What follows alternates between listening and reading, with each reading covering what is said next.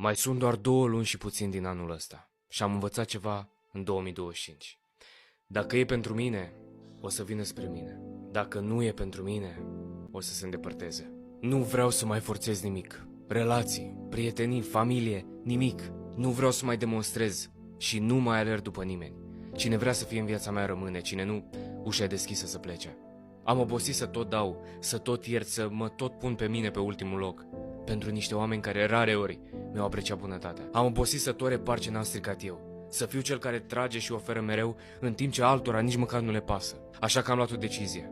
Să nu mai forțez nimic, să nu mai lupt singur, să nu mai rămân unde nu sunt apreciat și respectat. Vreau liniște, vreau oameni sinceri, vreau energie curată, fără măști, fără jocuri, fără falsitate. Și dacă asta înseamnă să rămân singur, e ok. Rămân singur. Pentru că prefer singurătatea decât oameni falși care mă folosesc când le convine. Și până la urmă, ce e pentru mine o să fie. Ce nu, nu.